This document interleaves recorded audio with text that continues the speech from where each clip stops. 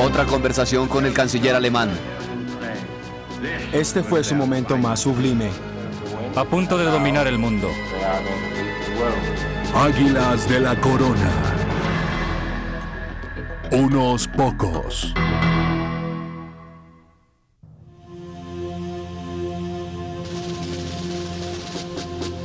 Somos pocos pero felices, oh hermanos míos, porque aquel que derrame su sangre conmigo será mi hermano. Y los caballeros de Inglaterra ahora en su cama se maldecirán a sí mismos por no haber estado aquí. William Shakespeare, Henry V, acto cuarto, escena tercera.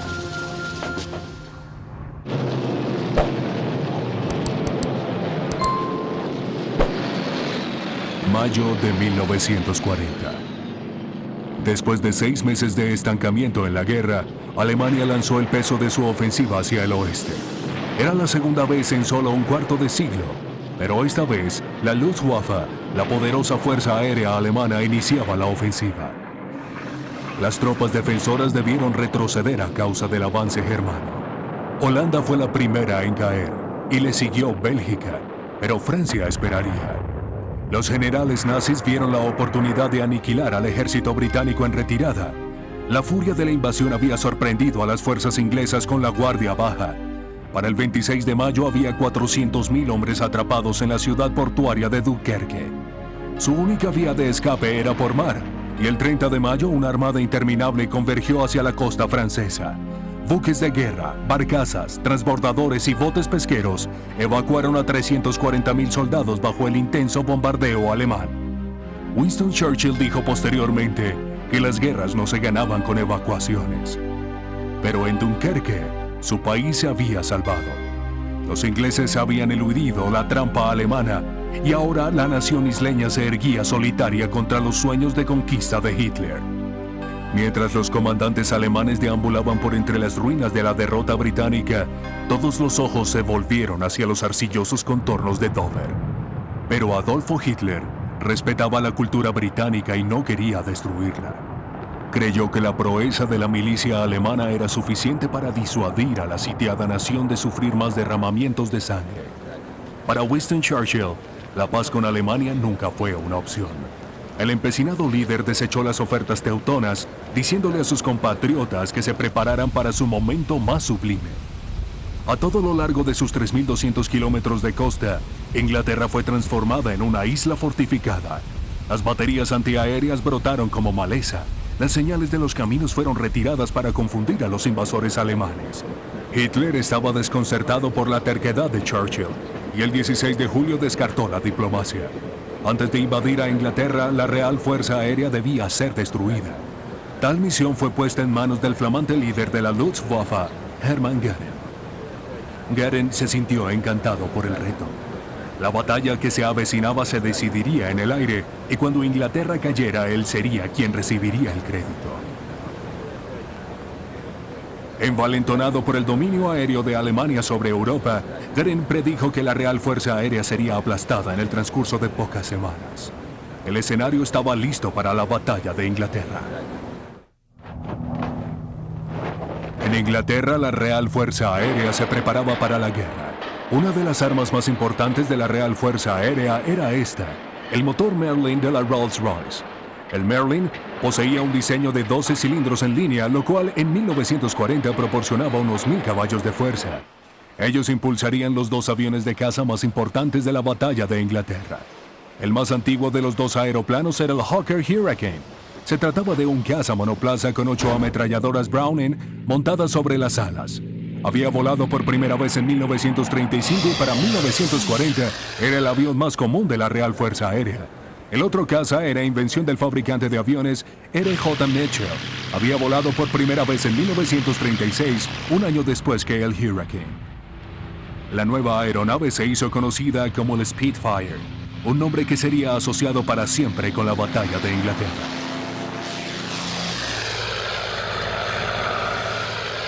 Pero la clave de la defensa británica era una nueva invención, el radar. Para 1939, una cadena costera de 20 estaciones de radar daban aviso sobre aviones enemigos que se aproximaban desde el sur y el este. Todos los contactos del radar eran transmitidos al cuartel general de comando de cazas, donde mujeres auxiliares de la Fuerza Aérea seguían la acción sobre grandes mapas de mesa. Aunque la Luftwaffe escogiera dónde y cuándo atacar, la Real Fuerza Aérea siempre los vería venir. En Francia, los pilotos alemanes se preparaban para la guerra. Sus victorias sobre Europa los llenaban de confianza. Su número era mayor que el de sus oponentes ingleses, pero su trabajo constituía un reto superior. Los pilotos de la Real Fuerza Aérea defendían su patria. Para ellos, un estancamiento en la acción significaba la victoria. La Luftwaffe necesitaba ganar control sobre el aire. Para tal misión, Göring recurrió a su probado caza, el Messerschmitt Bf-109. La mayoría de las bases de caza de la Luftwaffe estaban concentrados en los alrededores de Calais, la distancia más corta a Inglaterra. A mediados de julio, los pilotos de caza alemanes empezaron a probar a sus adversarios británicos. Varios grupos de Bf-109 despegaron en dirección a la costa inglesa esperando a que la Real Fuerza Aérea cediera a la tentación de salirles al encuentro. Cuando los Bf-109 cruzaron el canal, los radares británicos los detectaron. En cuestión de minutos, los Spitfire se aproximaban a los pilotos alemanes. Los pilotos de la Luftwaffe habían perfeccionado el arte de combate aéreo durante la Guerra Civil Española. Sobre el Canal de la Mancha, su experiencia y eficiencia salieron a relucir contra un adversario menos entrenado. Hacia el 20 de julio, 50 aeronaves de la Real Fuerza Aérea habían sido destruidas. La tasa de pérdidas era alarmante, considerando que el grueso de la ofensiva aérea alemana aún estaba por llegar. La mayor parte de la lucha tuvo lugar en las afueras de la costa de Dover, un pedazo de cielo al que se le conocería como el Rincón del Fuego Infernal. Las existencias de cazas de la Real Fuerza Aérea estaban casi agotadas, pero el artículo más valioso eran pilotos experimentados. La Real Fuerza Aérea tenía la ventaja de luchar cerca de su hogar. Cuando un piloto saltaba en paracaídas sobre el canal, los botes a motor de la Real Fuerza Aérea eran enviados a recogerlos. Al hacerse más intensa la guerra aérea, surgieron héroes en ambos bandos. Uno de ellos era el piloto de Spitfire, Douglas Bader. La contribución de Bader a la batalla no provenía de su mortífera habilidad, sino de su capacidad para transmitir su conocimiento a pilotos menos experimentados. Uno de ellos era el joven piloto de Spitfire, Johnny Johnson. Douglas era un gran líder. Tenía todas las cualidades del liderazgo, absolutamente todas. Y muy pocos las tienen. Nos gusta pensar, o al menos a mí, que heredamos algo de él. Que aprendimos algo de él. Aprendimos a comportarnos en una guerra, y eso fue lo que hicimos. Al extremo opuesto del canal estaba Adolphe Galland. Veterano de la Guerra Civil Española, Galland era un cazador mortífero y eficiente. Pero al igual que Douglas Bader, también era un maestro. A Galland le gustaba inspirar confianza en los pilotos jóvenes, preparándolo todo para su primera victoria. Para lograrlo, volaba sobre el Canal de la Mancha solo. Cuando un caza británico atacaba, giraba de regreso a Francia. El avión alemán en retirada era una carnada tentadora. Si el piloto inglés era lo suficientemente tonto para caer en dicho truco, Galland enviaba una señal de radio a sus jóvenes pilotos, quienes esperaban sobrevolando su base a gran altura. Cuando el Spitfire cruzaba a la costa francesa, la trampa se cerraba. Estas tácticas de señuelo fueron costosas para la Real Fuerza Aérea. El jefe del comando caza, Hugh Dadden, les advirtió a los pilotos que no volaran más allá del alcance de planeo de su país. Afirmó, para un grupo de comandantes, quiero aviadores vivos, no héroes muertos. Los pilotos de caza alemanes fueron a la guerra con mayor experiencia y disciplina que los ingleses. Pero los pilotos jóvenes de la Real Fuerza Aérea maduraron rápidamente bajo fuego. Para agosto ya era claro que, excepto por su capacidad para virar, el Hurricane no era un rival adecuado para el Bf-109. Aunque fuerte y bien armado, la máxima velocidad del Hurricane era de 523 km por hora.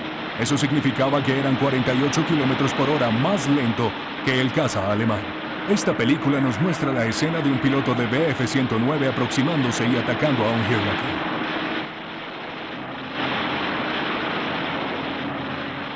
Si bien los Hurricanes podían ser más lentos y menos maniobrables que los Spitfire, eran mucho más numerosos.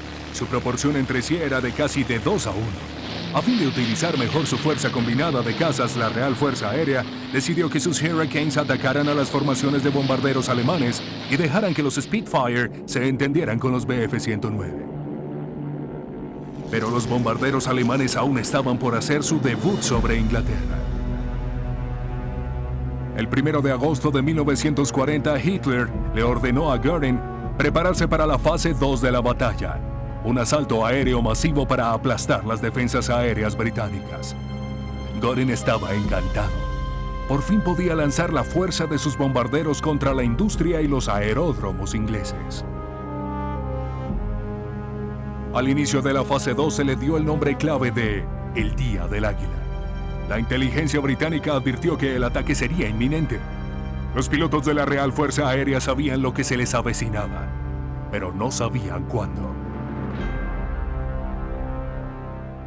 El 13 de agosto de 1940, los pilotos de caza de la Real Fuerza Aérea recibieron el llamado. Vastas formaciones de bombarderos alemanes se aproximaban a la costa del sur de Inglaterra. Spitfires y Hurricanes despegaron desordenadamente en una partida precipitadamente organizada. El Día del Águila había llegado con toda la furia e intensidad de dos naciones en guerra. La batalla de Inglaterra había comenzado.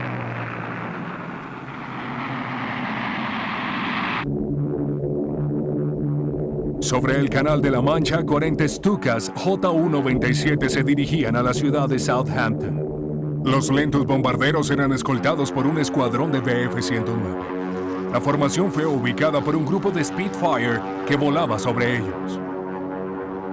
Con el sol de la tarde a sus espaldas, los pilotos de los Spitfire atravesaron la escolta de cazas y atacaron salvajemente a los vulnerables aviones de bombardeo. Esta película ilustra el destino de un Stuka al ser perseguido por un Spitfire.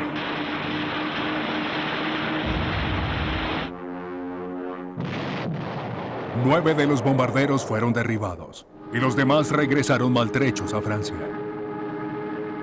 Los comandantes alemanes aceptaron que los Stuka no eran rivales para los Spitfire. El sibilante bombardeo que sembró la devastación en Europa fue retirado de la batalla de Inglaterra. Los Bf-109 alemanes permanecieron como los más mortíferos adversarios de la Real Fuerza Aérea.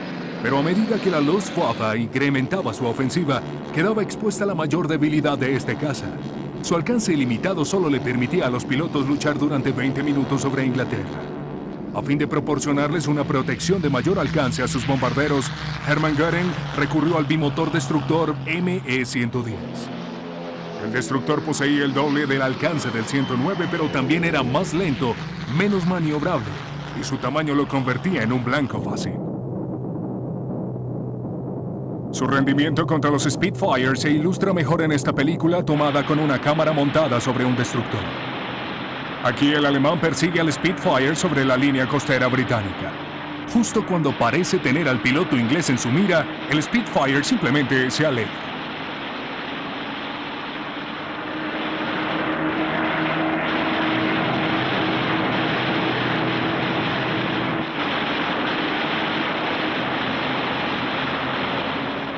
El primer ataque importante contra Inglaterra tuvo resultados inciertos. La Luftwaffe reclamó haber derribado 70 aviones. La cifra verdadera fue de 13. Los alemanes perdieron 33 aeronaves, pero lo que más frustró a los pilotos alemanes fue que la Real Fuerza Aérea siempre parecía saber dónde estaba volando la Luftwaffe. La respuesta era, por supuesto, el radar. Aún así, los alemanes nunca parecieron apreciar su importancia. Después de solo unas cuantas incursiones contra emplazamientos de radar ingleses, Göring decidió que no tenía objeto continuar atacándolos. Aquel fue el mayor desacierto militar de la batalla de Inglaterra. El 15 de agosto, la Luftwaffe de Göring pagaría el precio. Esa tarde, Göring lanzó una masiva incursión de bombarderos desde las bases de caza de Dinamarca y Noruega. La mayor parte de la lucha hasta entonces se había llevado a cabo en el sur.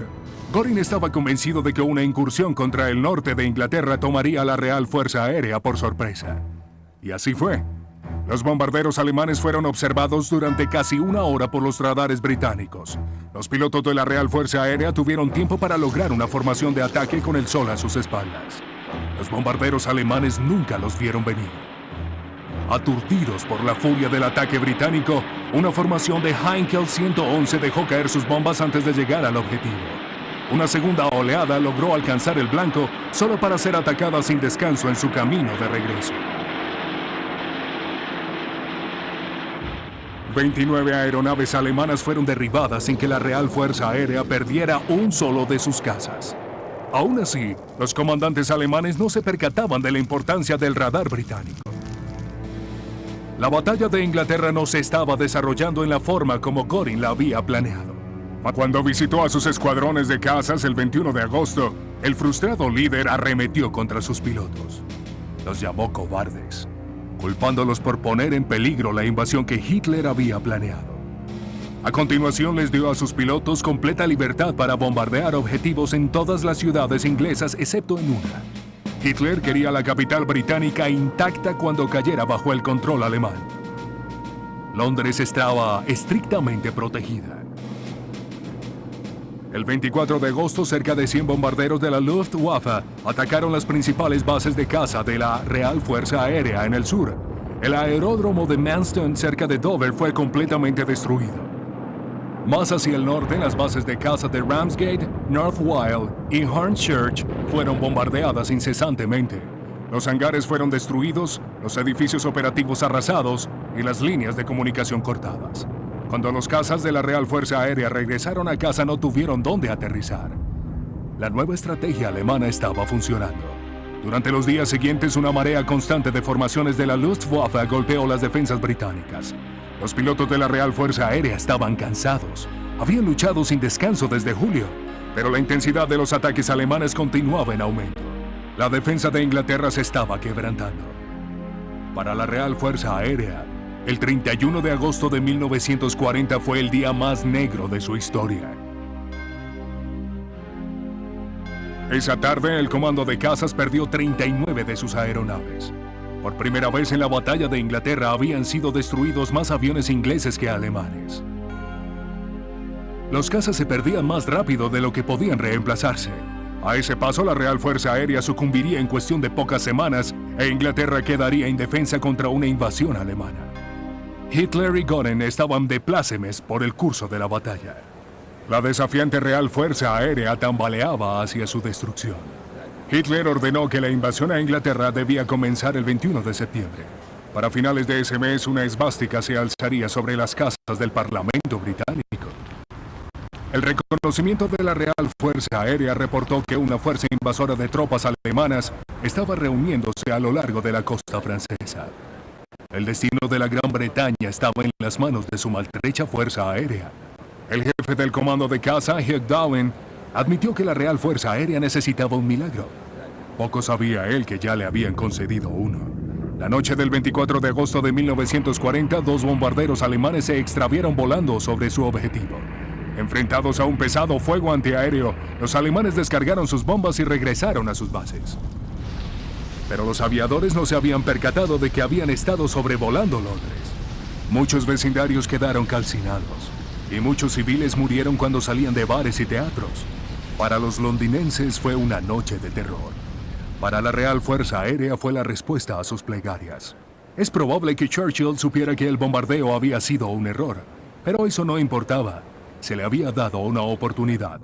La noche siguiente, un escuadrón de bombarderos de la Real Fuerza Aérea partió hacia Berlín. La incursión causó daños menores, pero fue una vergüenza para Göring, quien una vez más había prometido que los bombarderos enemigos nunca llegarían hasta Berlín. Luego de la incursión, Göring le prometió a Hitler que aquello no volvería a suceder, pero sucedió. Durante las siguientes 4 noches, la Real Fuerza Aérea bombardeó la capital germana. Churchill estaba resuelto a golpear a los alemanes hasta que estos respondieran en venganza. Luego de la 4ª incursión contra Berlín, Hitler estaba furioso. Prometió atacar el corazón de Inglaterra. Londres debía ser destruida. El 7 de septiembre, los radares ingleses detectaron una masiva formación germana sobre Calais. La formación alemana que se aproximaba era tan grande que los comandantes de la Real Fuerza Aérea estaban convencidos de que se trataba de una invasión aérea. De hecho, cientos de bombarderos se dirigían directamente hacia Londres. El enorme tamaño de la formación alemana era demasiado para la Real Fuerza Aérea. Al ocaso, el extremo oriental de Londres estaba en llamas. Durante la semana siguiente, los bombarderos alemanes atacaron a Londres las 24 horas. Calles históricas, monumentos e iglesias fueron destruidos. Murieron 2.000 civiles y cerca de 100.000 resultaron heridos. Pero los ataques facilitaron el juego de la Real Fuerza Aérea. Mientras los bombarderos alemanes se concentraban en la capital, el comando de Casas tuvo tiempo para recuperarse. Sus aeródromos fueron reparados y las líneas de comunicación reabiertas. El suplicio de Londres significó la suspensión de la ejecución de la Real Fuerza Aérea. La marea de la batalla estaba de nuevo a favor de los británicos. Pero Hermann Göring estaba convencido de que Inglaterra estaba al borde del colapso. El domingo 15 de septiembre ordenó una última gran incursión sobre la Gran Bretaña. Les aseguró a sus cansados aviadores que un golpe final sometería por completo a los británicos. La incursión comprendía 400 bombarderos alemanes y cerca de 700 aviones de caza. Una vez más, el objetivo era Londres.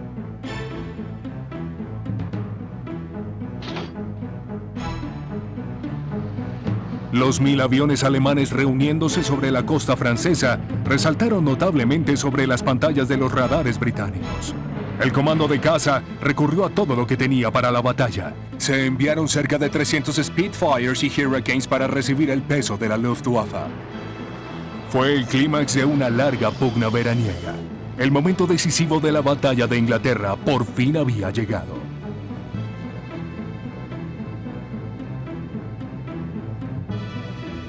Desde el momento en que los alemanes tocaron el cielo británico, fueron acosados por la Real Fuerza Aérea. Como siempre, los Spitfires se encargaron de los cazas, mientras que los Hurricanes lo hacían con los bombarderos. Este choque monumental involucró a cientos de pilotos de ambos bandos y pronto el claro cielo otoñal quedó marcado con los rastros en espiral del humo de los cazas alemanes y británicos.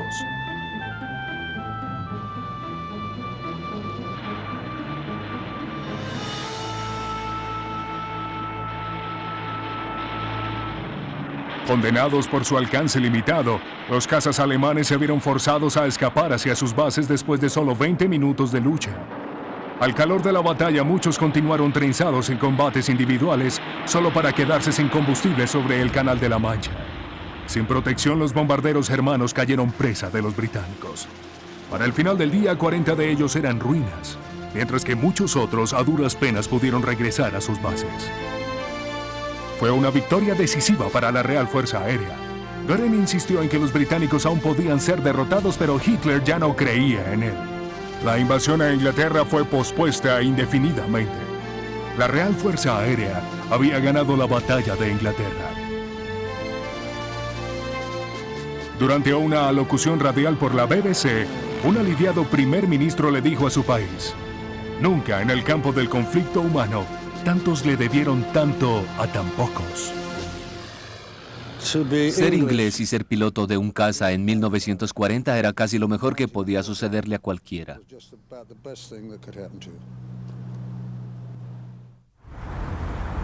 Habiendo vencido en la batalla de Inglaterra, la Real Fuerza Aérea finalmente pudo ver más allá de sus cielos nativos. La isla británica de Malta era un punto de apoyo vital en el Mediterráneo. Situada entre la Italia de Mussolini y la Libia controlada por Alemania, no era ninguna sorpresa que hubiera estado sitiada desde el principio de la guerra. Durante 2 años, un pequeño pero valiente grupo de pilotos de Hurricane había logrado mantener la isla bajo el control británico. El reabastecimiento de Malta se llevaba a cabo desde la plaza fuerte británica de Gibraltar. Los cazas ingleses que llegaban en cajas eran ensamblados y puestos a bordo de un portaaviones.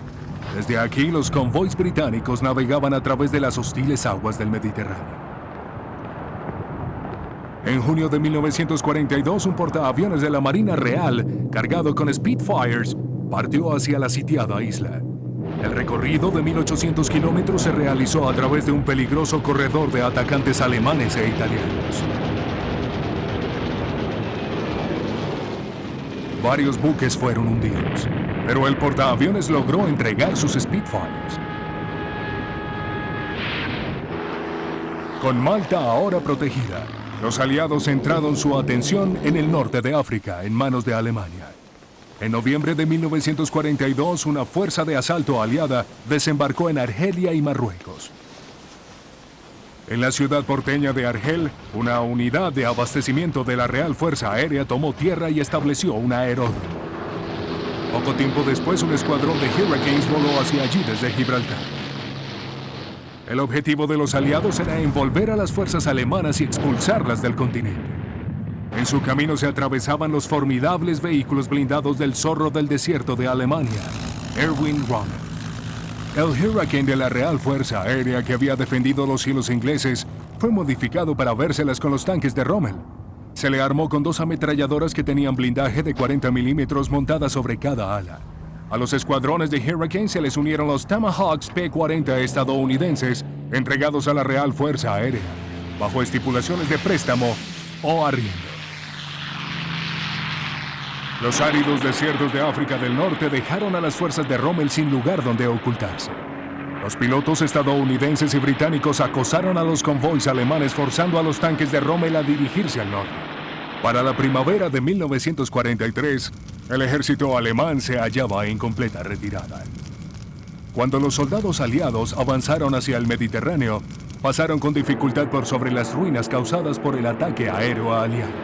Para mayo, África del Norte se hallaba bajo el control aliado. En los cielos de Europa, 2 viejos adversarios continuaban su pugna por la supremacía aérea. Pero mucho había cambiado desde la batalla de Inglaterra. Para 1941, los pilotos de la Real Fuerza Aérea incursionaban diariamente sobre la costa francesa. Ahora eran los alemanes los que estaban a la defensiva. La guerra había madurado a los aviadores británicos. Sus tácticas se habían refinado, como sus aeronaves.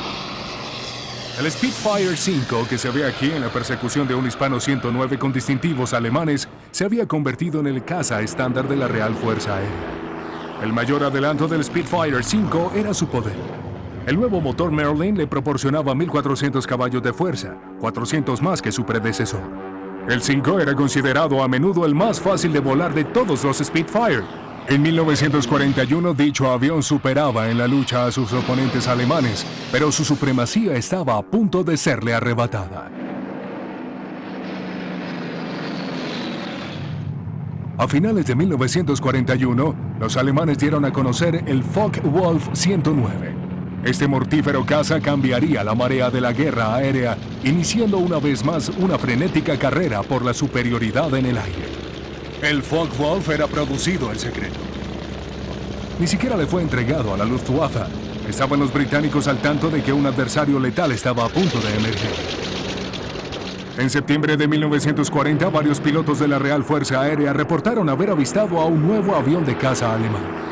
Dichas afirmaciones fueron desestimadas por la inteligencia británica. Luego, un Spitfire regresó a la base con una película que mostraba a un nuevo caza alemán con motor radial. Pronto, tales encuentros se volvieron más comunes y la Real Fuerza Aérea se familiarizó cada vez más con el Focke-Wulf 109.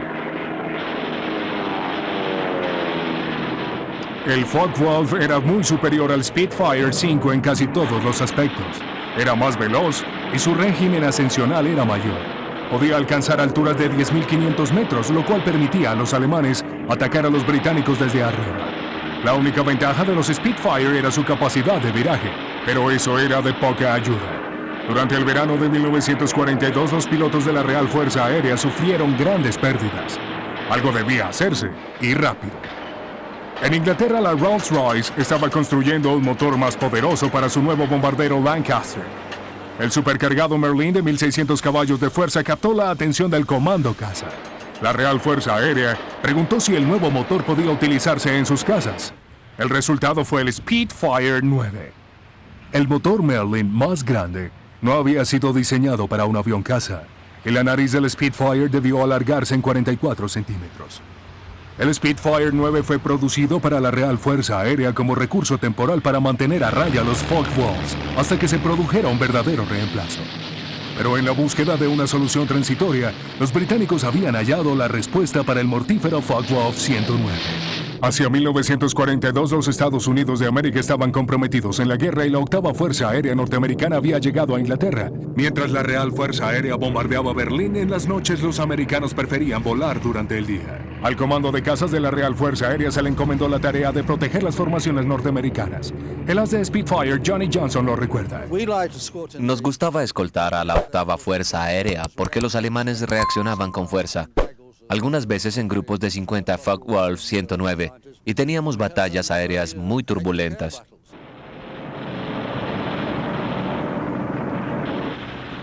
Las fortalezas voladoras B-17 estaban provistas de torretas de artillería. Las tripulaciones americanas luchaban por sus vidas y tenían la reputación de disparar a cualquier caza que se aproximara. Los pilotos de Spitfire decidieron crear un escudo protector a casi 2 kilómetros de distancia de los B-17. Cuando un caza alemán lograba pasar, se los dejaba a los artilleros americanos.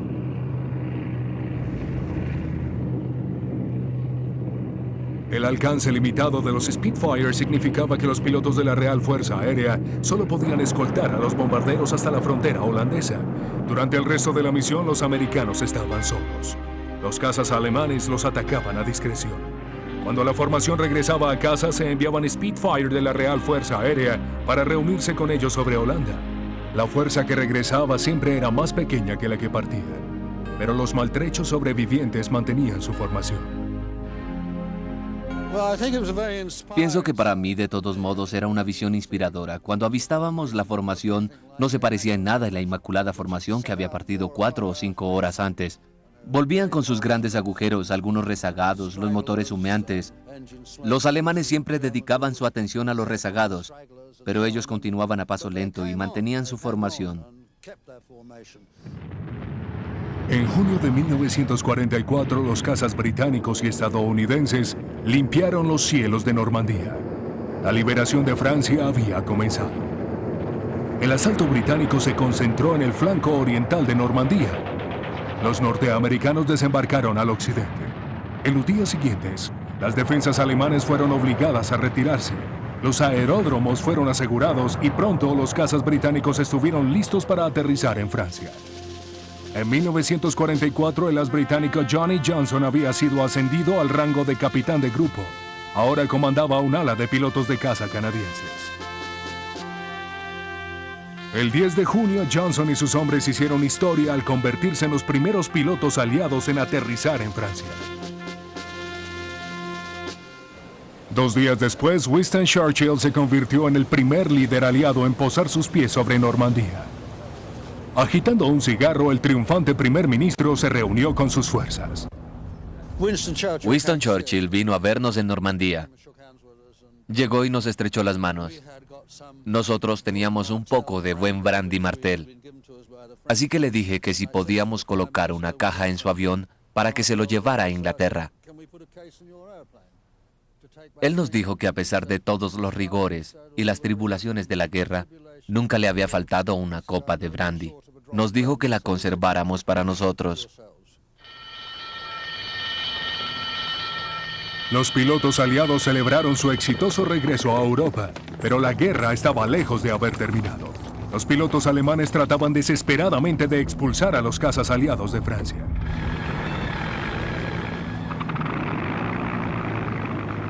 Johnny Johnson y sus pilotos canadienses se enfrentaron a la Luftwaffe en salvajes batallas aéreas sobre Normandía. Pero a los pilotos hermanos les faltaba la disciplina de los hombres que habían luchado sobre la Gran Bretaña. Durante uno de los combates, el equipo de Johnson derribó 7 alemanes sin perder un solo Spitfire. Después del combate, el comandante de la Real Fuerza Aérea, Harry Broadhurst, visitó el aeródromo con el general del ejército británico Bernard Montgomery. Broadhurst le dio instrucciones a Johnson para que le hablara al general acerca de su éxito. Entonces Montgomery me dijo, él era un hombre pequeño, pero intenso. Me preguntó, ¿y tú qué hiciste? Le conté que habíamos trabado combate con un grupo de 109 y que habíamos derribado a 7 de ellos. Él deseó que yo hubiese contado que había derribado a 7 tanques Tigre, porque ese era su dolor de cabeza en ese momento. Montgomery tenía razón. Se necesitaban destructores de tanques más que cazas. Para ello, la Real Fuerza Aérea recurrió a los mortíferos Hawker Typhoon. Los oficiales de la Real Fuerza Aérea utilizaban tanques especialmente equipados. Cuando los aliados se encontraban con los vehículos blindados alemanes, el controlador de tierra llamaba a los atacantes. Los pilotos de los Typhoon esperaban a 600 metros de altura sobre el campo de batalla. Cuando recibían el llamado, se abalanzaban sobre el enemigo.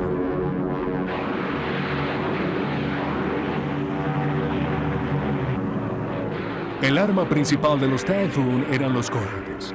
Durante un ataque típico, los pilotos volaban en picada en parejas hacia el frente de una columna de tanques alemanes.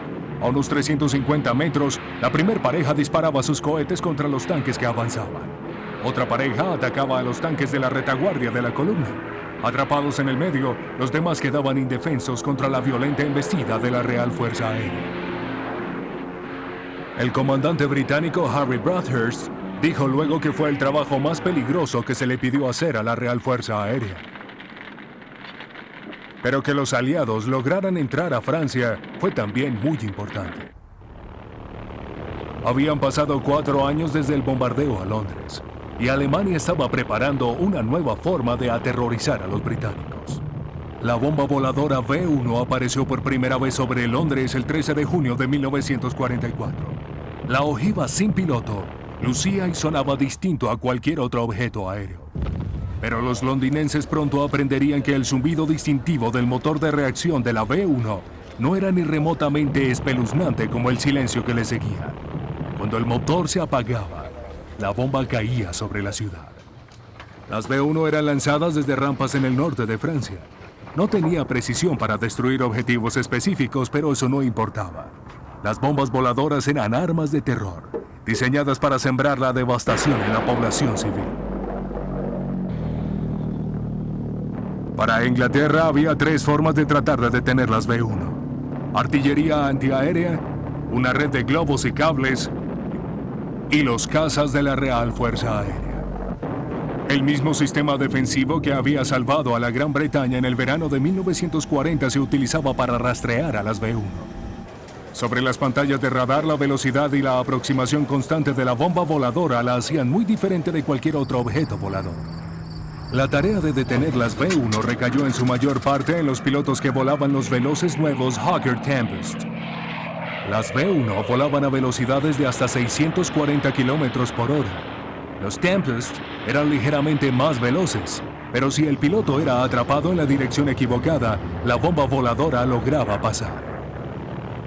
La idea era atacar a la V-1 desde arriba, utilizando la velocidad del picado para acortar la distancia. Durante el verano, Alemania incrementó su andanada. Cientos de V-1 estaban alcanzando su objetivo, pero la Real Fuerza Aérea estaba a punto de revelar un arma propia. Un teniente de la Real Fuerza Aérea llamado Frank Whittle había estado trabajando en inventar una nueva forma de propulsión, el motor de turbina a gas. El primer motor de Whittle fue probado en 1937. 4 años más tarde, estaba listo para ser incorporado a una aeronave. El primer reactor británico, el Gloster E-2839, voló el 15 de mayo de 1941.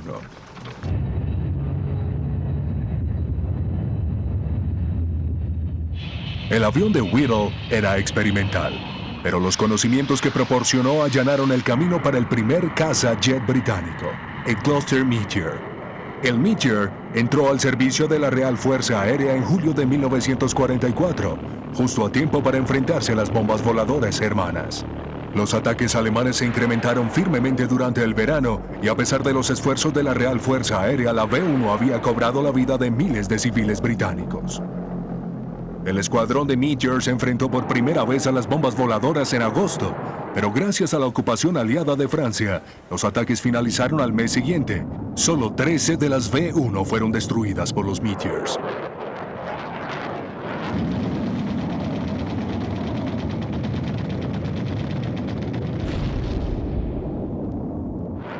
El único reactor de guerra de la Real Fuerza Aérea nunca se enfrentó a los pilotos de caza alemanes.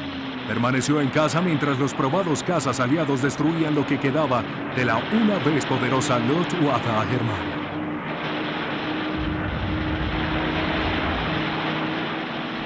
Los pilotos de los caza que habían sobrevivido a la defensa de Inglaterra ahora volaban sobre las ciudades de Alemania. Pero la era del jet había llegado, y los cazas impulsados por hélices que habían guiado a la Real Fuerza Aérea a la victoria pronto serían dejados de lado.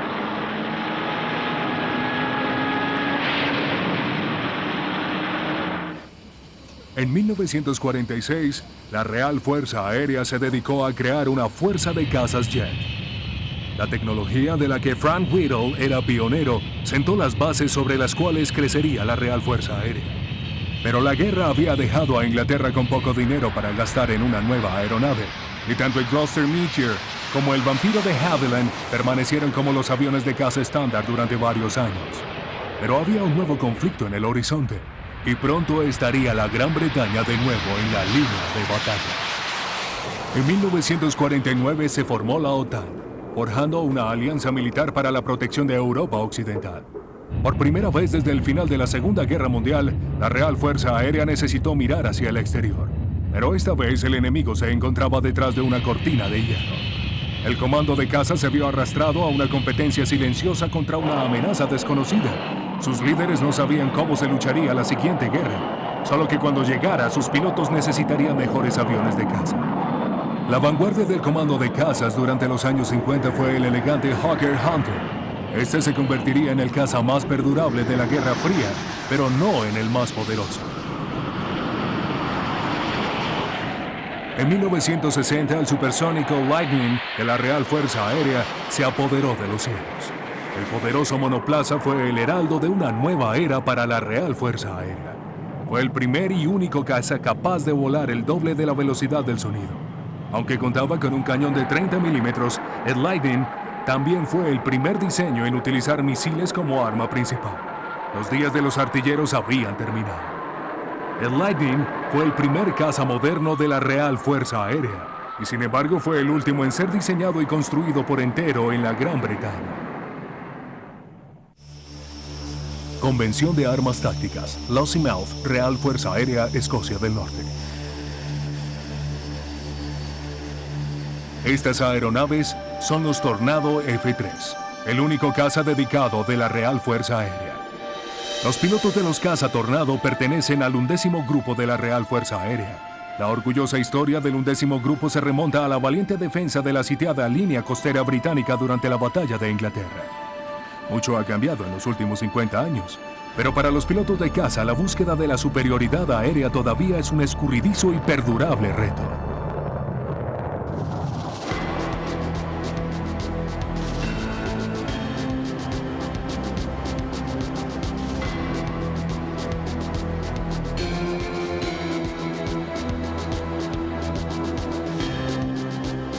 Hoy, los pilotos de caza de la Real Fuerza Aérea volarán unos contra otros en un combate simulado. El ejercicio de armas tácticas es un juego de guerra que involucra a varios escuadrones y a una amplia variedad de aeronaves.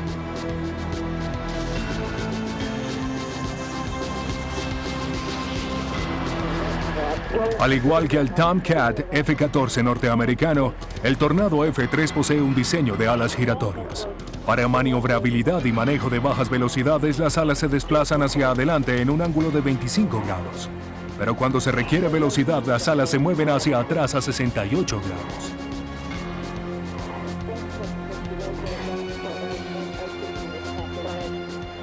El ejercicio de hoy colocará a los cazas oponentes cara a cara en una breve pero estimulante ráfaga de maniobras de altas fuerzas G.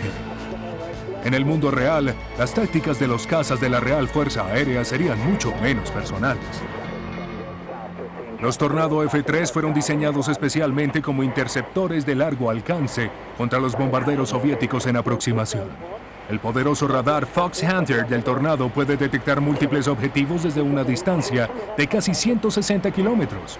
En combate a corta distancia, las alas ajustables del F-3 le permiten una combinación ideal de velocidad y agilidad. El resto depende del piloto.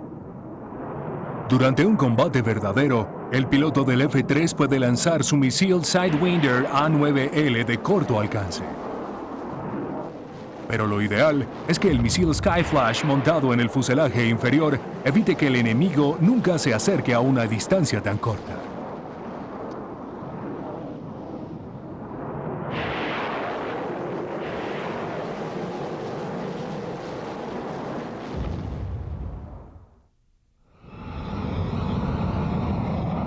Sobre la pista del Centro de Pruebas de Vuelo de la Real Fuerza Aérea en las afueras de Londres, el futuro ya llegó.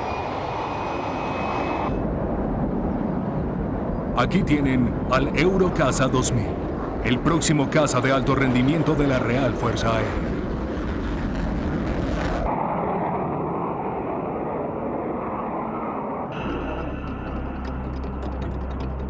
Como su nombre lo dice, el Eurocaza fue el resultado de un consorcio europeo. El proyecto se remonta a principios de los años 80 cuando Alemania, Italia, España y Gran Bretaña combinaron sus recursos para construir un caza para la defensa común de Europa.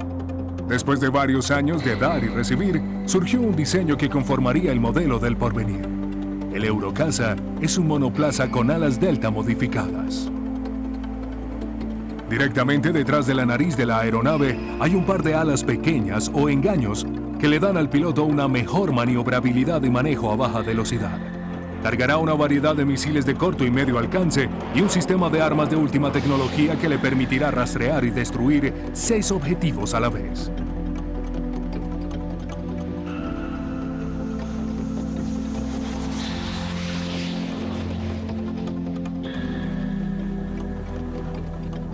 El Eurocaza 2000 está programado para entrar al servicio con la Real Fuerza Aérea a comienzos del próximo siglo. Cuando lo haga, la antorcha pasará a una nueva generación.